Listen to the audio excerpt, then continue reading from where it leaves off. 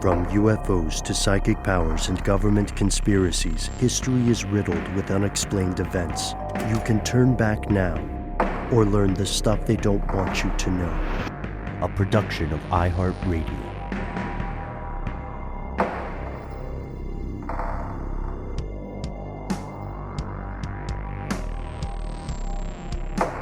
Hello, welcome back to the show. My name is Matt. My name is Noel. They call me Ben. We're joined as always with our super producer, Paul Mission Control Decant. Most importantly, you are here, and that makes this the stuff they don't want you to know. It is the top of the week as you are hearing this, and we are returning with some very strange, very new news. And also, slight update, that cheating scandal stuff that we mentioned in the past with the chess masters has been pretty much confirmed. But that's... What? Yeah. That's news to me. Okay. Yeah, it's a fish. What did you hear? So there were a number of studies done on the accused cheaters' past games on Twitch and on streaming, and it seems like Magnus was right. It seems like the young chess expert is more of an expert cheater. So maybe we can look into that in a future show. I know they tried to play another match, and Magnus left again. Yeah, well, he didn't rage quit. I think he only joined in the first place as like a protest so that he could quit after one move, like as a sign of like he knew what the score was. And that guy's old school, you know. I mean, not old school. I mean, he's been like the man for like a while. He's got his fingers on the pulse, and I think he wasn't going to dignify what he believed to be, an affront to the game with, a rematch, basically. Well, here's I want to give a special shout out to Economics on Twitter, who hit me up with some developments here. Looks like Hans Niemann has probably cheated in more than 100 chess games, according to the newest investigation. So a lot of those online, right? Yeah, again, quite a few streaming. But just so you know, the stories don't end when the news stops, or they don't end when this show is over. And we want to thank all our fellow conspiracy realists who reach out to us one way or the other to hip us to the events going on in this crazy world. We're going to look at an active suspected serial killer. We're going to explore the future of plant diplomacy and possibly super soldier plant warfare. But before we do any of that, you might be saying, why did you guys mention the cheating scandal? Well, it's because our first story today also pertains to cheating. Not the romantic sort, but it's I have so many dumb jokes to intro this. No, we should just go. In calling back to the chess cheating scandal, you said it's a fish, and that was its own kind of little tease. This is a cheating scandal that has rocked the competitive fishing world, specifically a fishing tournament out of Cleveland's Gordon Park. A guy or a two-person team named Jake Runyon and Chase Kuminski had entered a competitive fishing competition wherein entrants, I guess, pay a $400 entry fee, which is what makes the pot of winning money.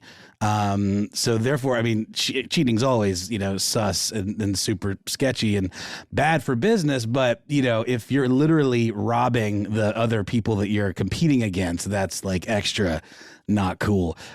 So these two guys have apparently been very successful in the competitive fishing world for a long time and have raked in the hundreds of thousands of dollars in winnings. And it's official. It's a fish. They are absolute cheaters. It was actually captured on video.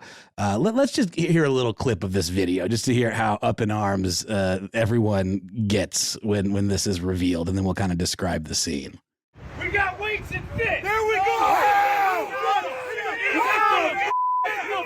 Out of here.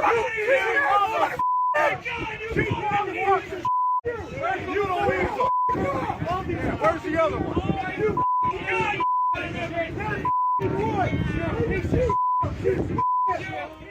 Okay, so what you're hearing is people reacting to the, I guess the I don't know, referee, for lack of a better term, a guy whose last name is Fisher, by the way, speaking of nominative determinism, which no one really was, but now we are. There was I guess, objection raised to the weight of a particular fish, because that is how, the competition is won or lost, is by weight, not necessarily number of fish. So it's like a particular fish could kind of tip the scales, literally and figuratively, kind of a pun, but there are actual scales involved. And someone calls out, "Nah, man, bull, I don't buy it. No way that fish weighs 30 pounds or whatever. Get a knife." So Fisher takes a knife and cuts open the fish, and within the fish there are these like very large, unwieldy, like lead weights. They look like eggs. And also fillets, store-bought fillets of walleye, which is the type of fish that was being sought in this competition. And as you heard in that clip, everyone lost their mind. People are screaming. They're like, they're about to pillory these folks. They're about to, run them up the rafters. They want their heads. They're crying for blood. Someone says, "We got to file a police report." And sure enough, that has in fact happened, because this is theft. This is fraud.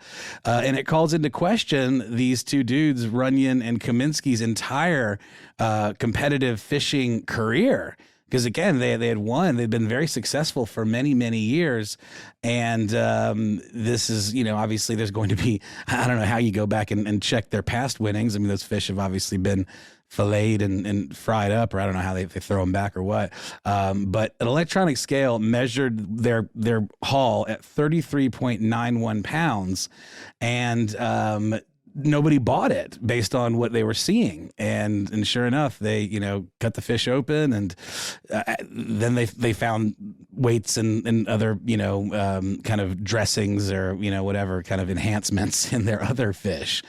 So this is wild. There is actually an investigation into these guys. This is actually essentially maybe not a federal case, but there is some concern that there is long-term, theft going on from these folks. So this is an ongoing story. But fish cops, man, fish, right? Like, wow. And the funny thing too about fishing is apparently it's so rife with cheating already outside of this event that competitors are required to take polygraph tests.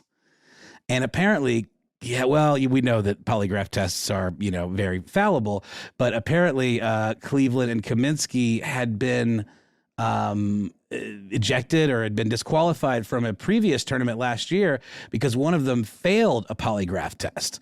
So, this is serious business. But, again, we know how faulty these results can be for polygraph tests. But the fact that it's even like an issue, whatever happened to sportsmanship, apparently it's out the window, down the drain.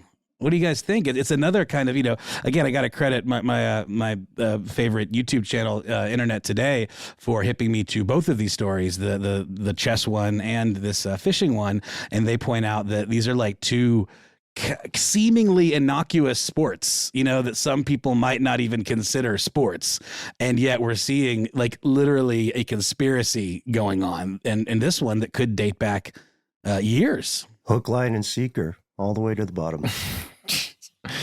Yeah, well, when there's a monetary reward involved in some kind of tournament, no matter what it is, there's a reason to win, right? People are strapped for money right now. People always have been. It's never been easy to just get by. And if it seems like there's an easy opportunity to take away, in this case, almost $30,000 for this one tournament that they got caught for, I don't know. If you want it badly enough, people find a way. Yeah, life and greed alike will find a way. This also calls to mind an excellent conversation we had a number of years ago with Brian Toohey. Brian Toohey is a guy who I don't know about everybody else who was listening, but he did not 100% persuade me that the entirety of professional sports is rigged, but he raised some incredibly compelling points about specific sports. So to your, as you just said, Matt, it's unfortunately not super surprising, but it does bring to mind a lot of questions. Noel, do you think this will change the way that authorities in competitive fishing, the way that they like calculate wins or their process for ascertaining the size of the fish? Also, props to the guy who's like, that's BS. That fish, there's no way that fish weighs that. Well, the fish that were being questioned were kind of run-of-the-mill, fish that would be around 4 to 5 pounds, Lake Erie fish. They call them 5-pound cookie cutters, which I guess means they're kind of like standard. And it was very clear that with the number of these they had, that overall weight made no sense. The biggest one they had came in at 7.9 pounds, which is just completely suspicious. I don't know how they thought. I guess they'd been getting away with it for so long that they just kind of got a little sloppy and brazen, it would seem. And in the video, you can kind of see when they're, everything's coming up, these guys, and then all of a sudden the mob turns on them and you can see their faces just kind of fall. And there is a sense of like, oh no, we've been found out. And they have responded and said that, like, I think they said something to the effect of, we only did this one time to protect our reputation, which is sort of counterintuitive considering that this like is going to wreck their reputation, long term. I mean, they're obviously not going to be able to enter any more fishing competitions like this, for a very long time, if ever. I'm sure they'll be barred, if there's some sort of governing body of these type of events, but it has been turned over to the local or the regional Department of Natural Resources, the Ohio Department of Natural Resources, for investigation. But this could potentially come with, if not massive fines, and having to pay back the more than $300,000 these guys have won, in their career. But it could involve some jail time. Guys, I'm going to present an alternative theory. I'm studying these supposed weights that were in these fish, guys. These eggs, as you described them, Noel. I agree. They do look like eggs. They look like they're made out of lead or some other kind of metal. I propose, as these fish are taken out of Lake Erie, a place that we know has been polluted a lot over time, all the Great Lakes, there's all kinds of nasty pollution going on over there. This is just natural lead depositing occurring in the fish of Lake Erie. No, it's funny. I mean, that certainly is something that could be said if it was only like one fish. Yeah, if they chose one, if they could have gotten away. Like, there's this weird thing there. That's I don't like know. Stacking the deck. You got to have like a sort of a game plan for how to explain it if you do get caught. But again, if I'm not mistaken, it was in other fish that they had in their haul as well. In addition, the funniest thing about it is they weren't, the weights weren't enough. They were loading them with fillets of the same fish, hoping people wouldn't notice. Like, oh look, they're pre-filleted. I'm a fisherman, not a fish doctor. This all looks fine to me. Also, if they had lead poisoning, this is just an excuse to talk about the lead poisoning theory. If they had lead poisoning, wouldn't their behavior be a little bit different? I'm just, now in my head, I'm thinking of like serial killer fish. But I guess some species of fish by nature have to be serial killers to survive. And they could have cleverly pivoted and made it an environmental concern. What we really should be talking about here is the lead content of Lake Erie. Yeah. The stuff's like, it's like all, it's so lousy with lead. The stuff's like big giant balls. Make the fish grow lead eggs. Yeah, see, they should have contacted us first because I think we've got some home run ideas here. The number one idea, of course, is don't cheat at games. You know what I mean? Unless there's a mafioso forcing you to do so, like in the old days of boxing. Taking a dive, yeah. Like your family is, being threatened or something like that. But otherwise, I think the cleverest idea we've stumbled on is to just, if we don't know how many people listening are cheating competitive fisher folk, please stop cheating if you can before you get caught. But if you do get caught and you get caught in this manner, I think we have a pretty cool idea. Just tell us if this works. Say, hey, we wanted to be caught because this is a protest. And this is the only way we would get you to listen to us because we know you'll ignore the memes on Facebook. We're donating all our winnings to, conservation, right? Like it's all a finger in the eye of big fish, not like, like the industry, you know what I'm saying? Yeah. Guys, there's only one game that I wish I could cheat at, and that is Fortnite. Have you guys ever tried to play Fortnite against these kids that are really fast? No, because I get sniped when I walk out, of my bungalow or whatever. I mean, it's demoralizing. I don't even bother with any of those competitive shooter games. I watched Noel play it one time, I think, and I enjoyed the spectacle, but I don't know. Fortnite is one of those games, many games are this way, where you have to reach a certain level of skill to really enjoy yourself. It reminds me of playing pool with kids who grew up with a pool table. They just had more of an opportunity. You shouldn't beat yourself up, Matt, because, you have a job, you got bills and stuff. You just can't wake up and play Fortnite 12 hours a day. But if you were in the metaverse and you're on Fortnite, you can hang out with us. Yeah, that's true. I mean, I've been playing Mario Kart 8 since the Wii U version, and I can barely hold my own against these international kids that play, online. I very rarely will get first place, but I can usually get in the top 5. And if I get in the top 5, then I feel like I've done a good job. But I mean, even that is brutal. If you're like a Mario Kart noob and you try to go head to head with these folks that are playing online, you will get red shelled into oblivion. I want to brag about something real quick, which I rarely brag, but for a while there, I was super nasty at Tekken. Like I was at the point where I could feasibly have gone into a real kind of competition. And I put it down because it was just too stressful to play online. You know what I mean? The stakes were high. I had a reputation to uphold. You lose points when you lose the match.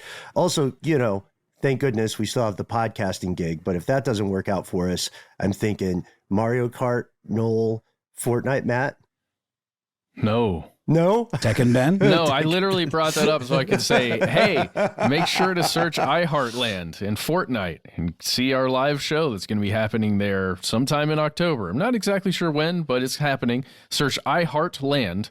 You can visit it. It's a real place you can go to. Well, it's a virtual place you can go to in Fortnite. You can also visit iHeartland in Roblox. We'll also be doing a live show there, or a virtual show. Filmed before a live studio audience. There you go. Sort of. Well, they were the crew. There were people there. And then just last thing, I think it's interesting in competitive gaming how, to your point, Ben, you lose points if you lose the match. That's to your like cumulative kind of like online ranking, I guess. It's not really a top 10 thing. It's more of a score. And that is in Mario Kart as well. And that's also in chess. It has to do with like how many, ranked matches you've played. And then you get a number that you can then present to someone so they know that you're legit and you've actually put the time in. I don't know what the equivalent of that is in competitive fishing, but I do find that interesting and an interesting way of kind of keeping track of who's the top of their game. But I'm sure we will hear more about this scandal, see what the fate of these two gentlemen might be. In the meantime, we're going to take a quick break, hear a word from our sponsor, which is Bass Pro Shop, potentially, probably not, and then we'll be back with more strange news.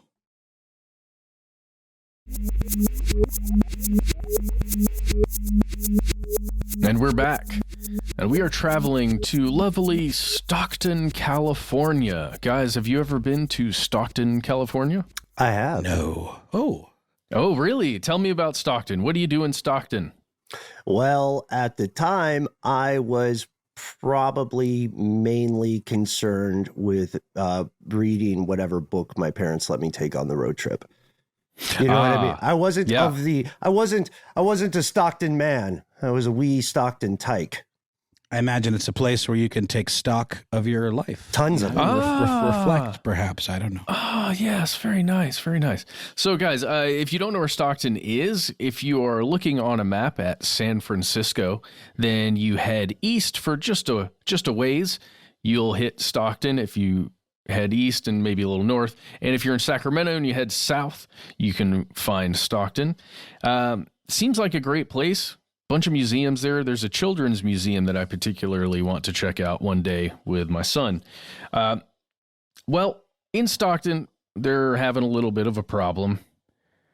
Guys, there may be a serial killer, an active serial killer operating out of Stockton, California. And we're talking about this year, 2022, as well as last year, 2021, when this person may have been active. There are a lot of caveats here. There are a lot of questions, but I want to give everyone the information, and I want to talk to you guys about it just to see what we're thinking right now. So there was a press conference that occurred just yesterday as we record this on October 4th, Tuesday, where the Stockton Police Department, as well as city officials there in Stockton, gave as much information as they possibly could about a series of homicides that have occurred in the city that seem to be connected. But they're not connected to any one individual. They're not connected to any one suspect. They're connected through ballistics.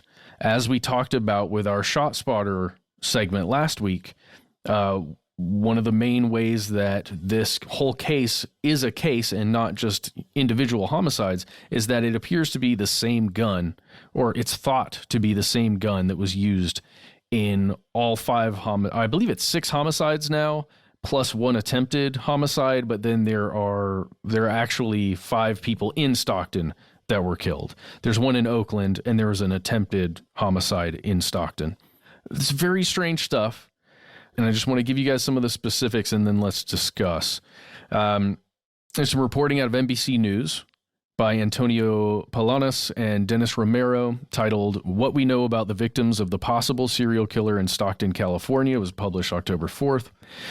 They say an unidentified person was recorded on grainy security video that could be either a witness, a suspect, possibly just a person of interest, somebody that no matter who they are, the Stockton Police Department wants to talk to them. And there's been a call by news agencies to watch this specific video and, see if you know anything, especially if you live in California or in the Stockton area. There are these 2 shootings that I mentioned from 2021.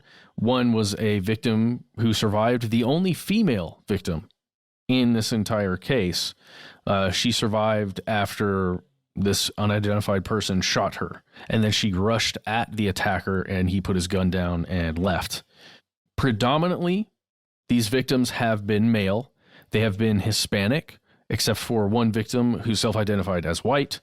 They are, I think the median age, according to that press conference, was around 34, but it ranges in the mid-20s to the 50s. Gosh, Ben, I thought about you with this because most of these guys were on night walks of some sort, just alone in a place that doesn't have a lot of cameras. They seem to be moments of opportunity for whoever this killer is. Like they just found them, doing their thing alone at night, and then he shot them. I have a rock solid alibi, man.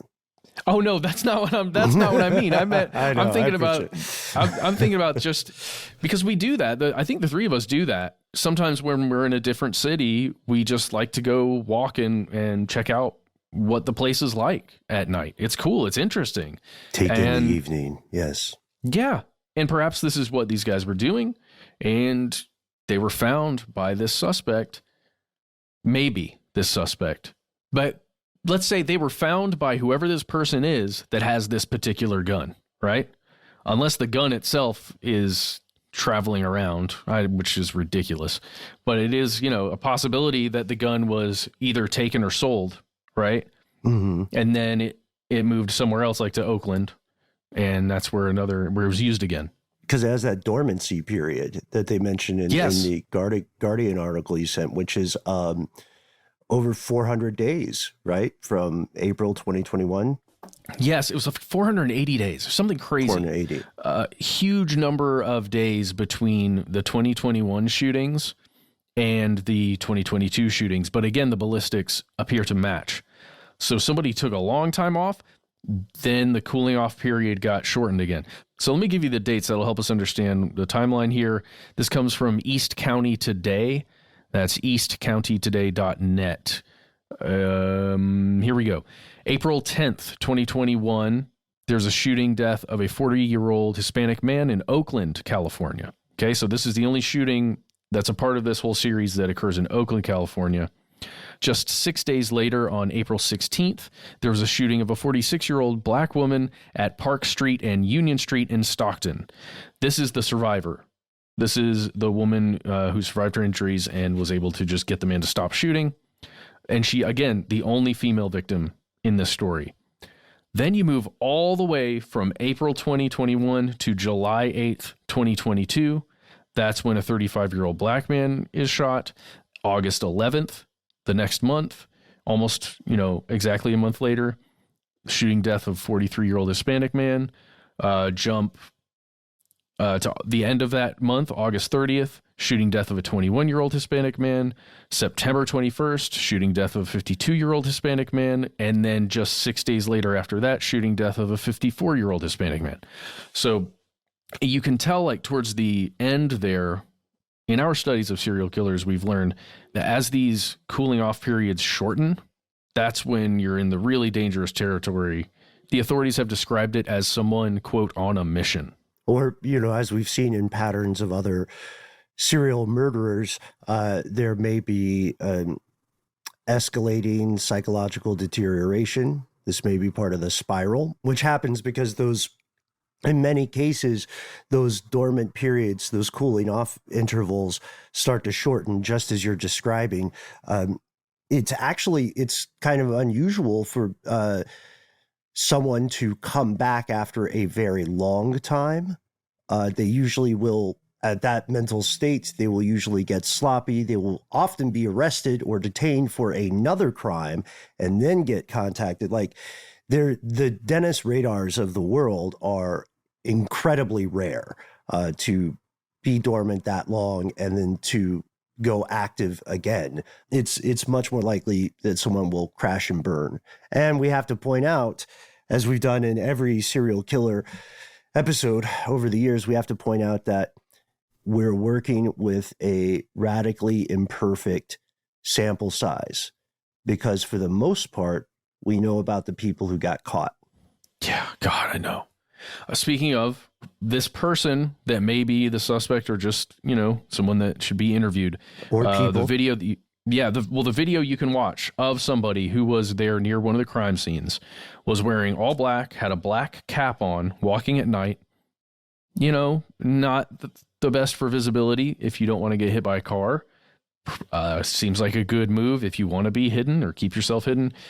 This person, as the police chief points out there in Stockton, this person has a very upright gait. The way they walk and the way their posture is, the gait's a little strange, but they're extremely upright when they're walking. Just something to, be on the lookout for. I'd recommend watching the video if you live in the area, just to be on the lookout if you're hanging out at night somewhere. Oh, and also, if you do recognize this person or you hear something, there's an incentive here. There is a reward being offered right now of $125,000 by the city of Stockton and the police department and several other groups that are coming together to offer money. That's really all I have to bring to the table, guys. It's ongoing. Information is actively being put out by Stockton Police Department and city officials, like every day, basically, as this has been going on. So keep a lookout, check your news feeds, and let's see what happens. Because there's a possibility, if this person started in Oakland, potentially, and then moved into Stockton, they might move away from Stockton as the heat is turned up or in that area. I mean, that would be the smart thing to do. I guess that's it. We're going to keep looking, keep watching. We'll be right back with more strange news.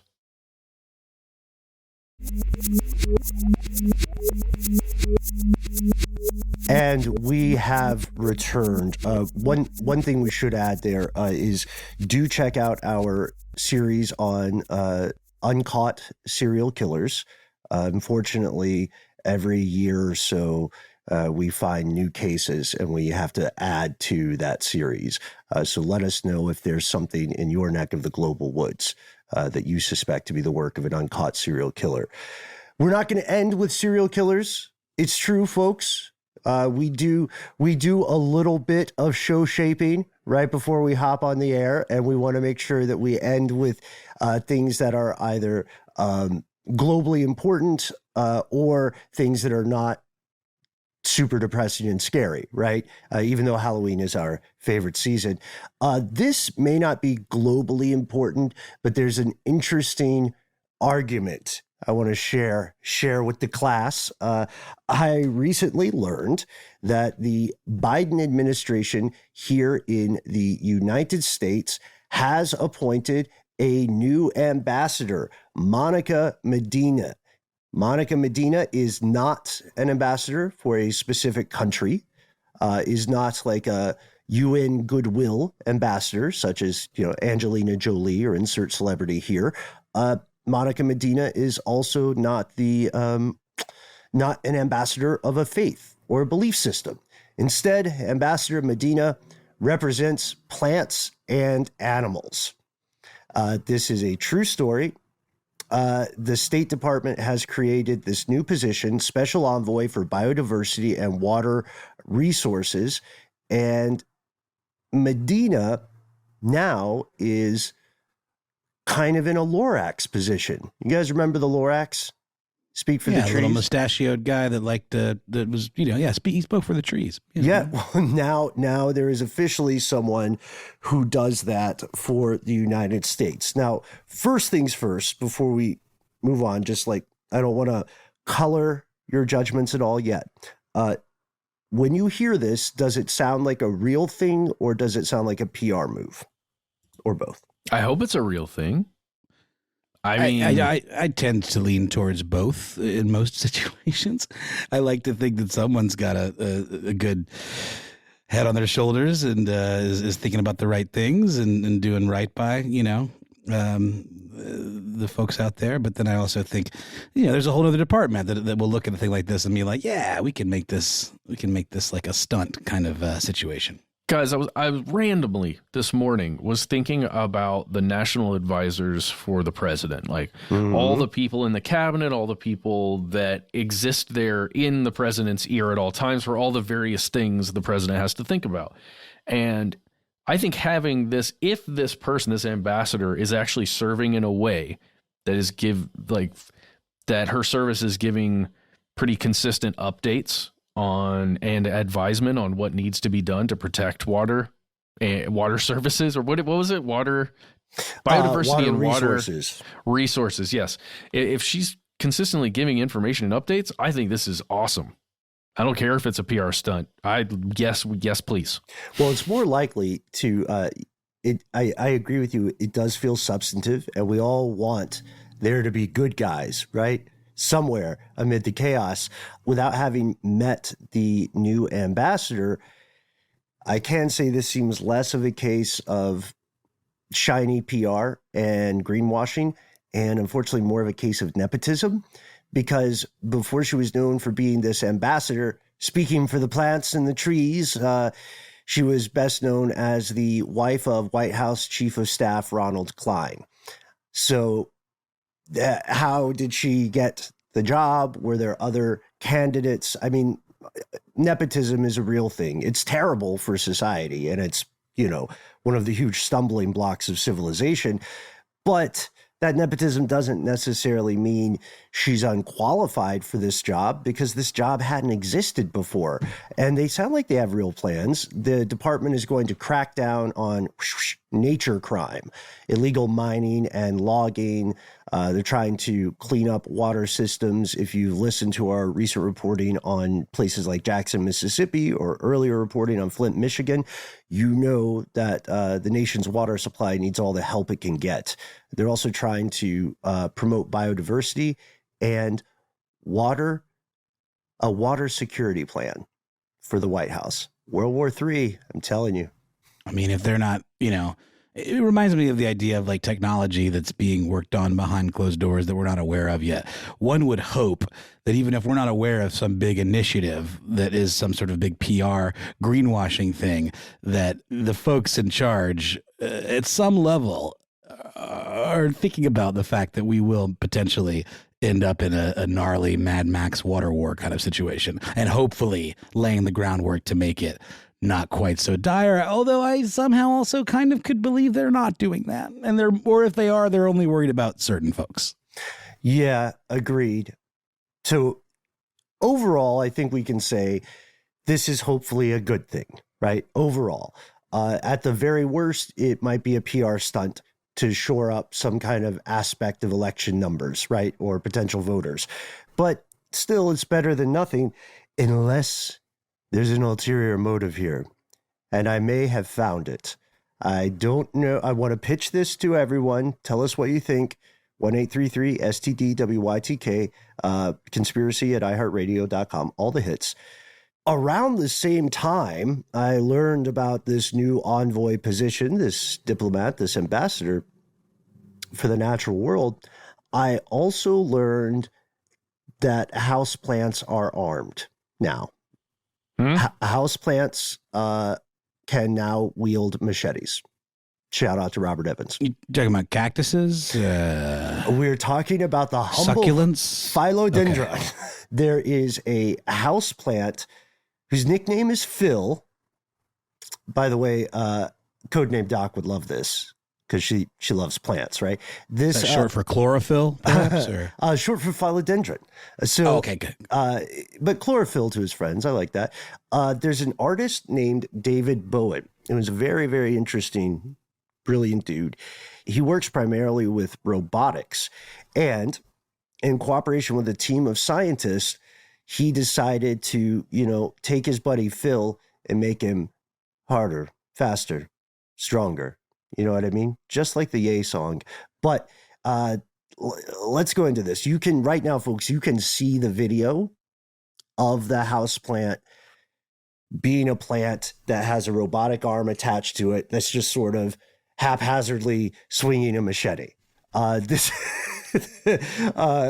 what they did. So there's an open source integrated circuit, a microcontroller, and it gets electrical impulses from the plant.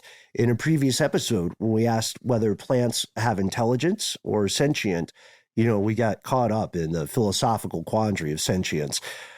But what they're doing is treating the plant the way a person is treated in an EEG application.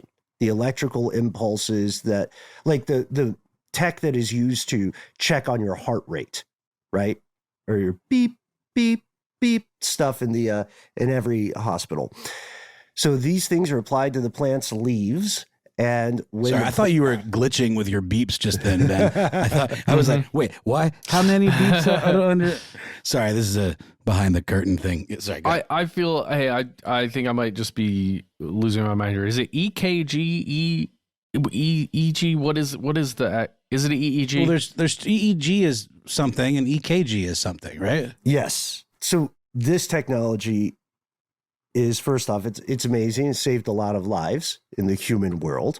And now it is being used to arm houseplants. Initial questions, does Phil know what he's doing? Not really. He's kind of like if you ever had a drunk uncle who is, gets a few drinks in on the afternoon and says, I don't know, let's launch some fireworks. Phil has about that level of planning. So we don't know, like it's a random result of these impulses. So it's not as though it'd be amazing and terrifying if the plant, for instance, was trying to swat at a fly or a bird, right? But it's just sort of vibing, it's just kind of at a big knife party. And startlingly enough, this is not the first time that people have tried something like this in terms of cyborg plants. That's what this is. This is a cyborg plant. So here's my theory, you guys. What if the White House has created this ambassador for plants and the natural world because they know what's on the horizon with plant droids? A word I made up. I think you're right. Yep. Yep. It's easier than I expected. It does make me wonder what would happen if you took a mycelial network and ran it through a series of tubes, kind of like this robotic arm is. These white tubes that you know how I feel about the mycelial networks. I mean, it is such a complex system, and it just exists without. It doesn't need us to exist, and it in many ways kind of mimics the way synapses and brain kind of chemistry operate. And the fact that we think we're so special and we're imbued with these mystical powers of reasoning and brain function. Look to the mushroom kingdom to see that they've had it figured out long before we were a thing. Also, again, I've thought about this for decades as well. Again, my number one pick for an organic extraterrestrial intelligence visiting Earth is somewhere in the world of fungus. And I use mycologist and mycology a lot in horror stories. It's just such a go-to. You know what I mean? It's a staple of good horror. Like how you should always have some olive oil in your kitchen. It's like those ones, those like fruited bodies or whatever, or those things that like make ants do crazy stuff. I'm reading this book right now.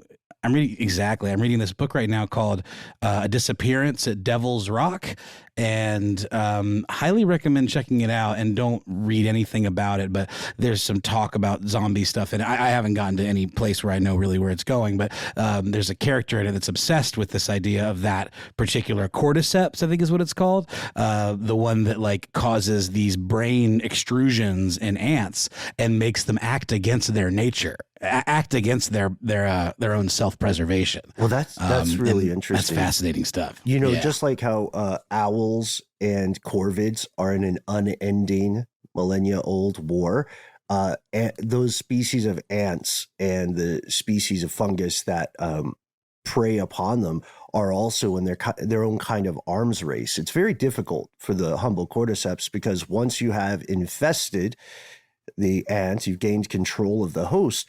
The other ants in that community are already hip to it. And what they'll do to prevent the spread is they'll, in a very real way, sort of cauterize the wound to their society. Two other ants, and this is a true story, two other ants, when an ant will take the third infected ant and forcibly carry it away from the ant community, from the anthill, knowing that those two know that they're going to die. They will stay and detain the thing and die so that when it bursts, it doesn't infect other ants. It's nuts. Ants alone and ants and their wars with fungus, their allies in the fungus world. It's amazing. Also, shout out with slime mold. I know we're in a slightly different thing here. If you want to see how crazy, intelligent, and incomprehensible some of these life forms are, just check out, I think you just have to check out on your search engine of choice, just put in the words Tokyo train map slime mold. And what you'll see is that slime mold formed a very strange, eerily accurate representation of the Tokyo subway and railway system on its own, just figuring out the most efficient way to transmit information, and nutrients. So it knows what it's doing. Yeah. And now we've got plants with machetes. So how far has it gone? If this is the public knowledge, right? And how apropos that we talked a little bit about suppressed technology. How far are the plants along, really? Be nice to your house plants. You know what I mean? One day they may be strapped. I would talk about this forever, but we've got to call it a day. We cannot wait to hear from you. I was surprised by how many people have pretty passionate perspectives on the nature of sentience, right? Shout out to Nadi for what is a fact, on the idea of whether or not plants or life forms from the fungus world are should be considered sentient or thinking or feeling, and how we define what that tells us about how humans define themselves. So can't wait to hear your thoughts. Tell us about your plant experiments. Stay safe out there in the Oakland, Stockton area. And for Pete's sake, if you're a competitive fisher person, don't put lead in the fish. Just don't do it. Just don't do it. All right, but there's not there's not enough lead or mercury content in the water already. You really need to shove it in there for your own ill-gotten benefit. Shame on you. Yeah, if you're gonna put anything in there, just put the stuff that all these people are putting into their lips and butts, whatever that filler is. Collagen? Yeah, put that in there. Nobody will find that. Why would you do that? Nobody will find that. Shoot it into the. That's wow, Matt. You're a real monster. You're an evil genius of sorts. My goodness. You should get a job consulting for villains. I love this. I don't give the fish those. Yeah, but how does that affect the fish's sense of worth and esteem? You know what I mean? I don't want to make a fish feel body shamed. To be fair, I would argue the fisher people don't particularly care about the fish's sense of worth. They're literally tempting them. They're tempting them with goodies and then shoving hooks into their faces and then gutting them. Unless for sport, it's a secret protest. Again, telling you, we don't have degrees in public relations, but we read a lot of Bernays. So I'd like to think that. I just don't. I don't know. I don't know if I buy it, but it's a fun idea. It would, you know what it would be though? It would be a good fodder for a piece of short fiction. Well, we're off to the races. I do want to, again, shout out David Bowen.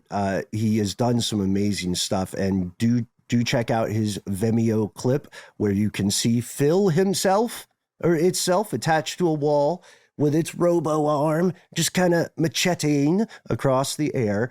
You can also learn more about David Bowen's work by checking out his previous installations. In one, I thought you guys would find this particularly interesting. I want to get your take. In one, 100 live houseflies were all like linked up together by this guy, by Bowen, to control a router that carved up a piece of foam. Is that like a analog 3D printer kind of? That part I'm still not clear. I just want to hear what David has coming up next, and we want to hear what you have on your mind that you can tell us about. So whether you are a human, a creature of the night, or a plant that has mastered the keyboard, we want it to be easy for you to find us online. We do, and we tend to be that thing. You can find us on Facebook, on Twitter, and on YouTube at the handle Conspiracy Stuff. On Instagram, we're Conspiracy Stuff Show. If you like to read, you can find Stuff They Don't Want You to Know, the book. Not the British one, our one. You'll know the difference. It has Ben Boland's name on the front and Matt Frederick and Noel Brown, and you can buy it if you're hearing this on the day it comes out. Tomorrow is the day, October 11th. The book shall be released unto the world. How about that?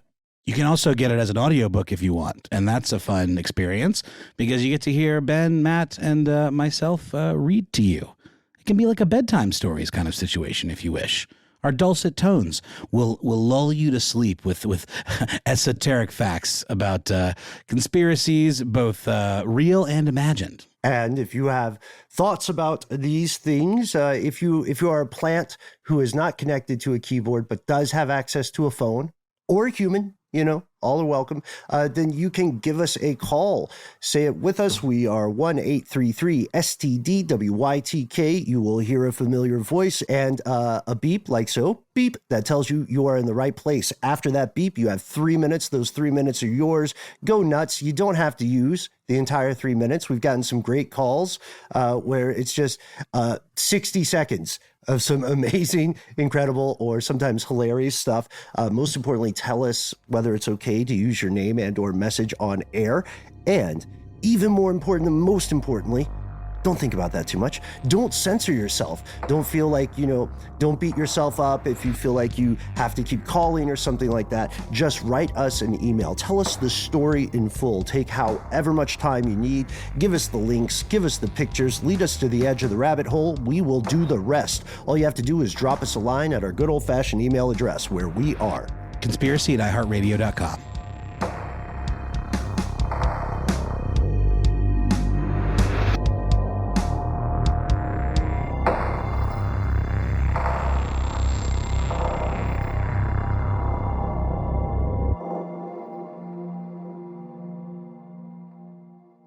Stuff They Don't Want You to Know is a production of iHeartRadio. For more podcasts from iHeartRadio, visit the iHeartRadio app, Apple Podcasts, or wherever you listen to your favorite shows.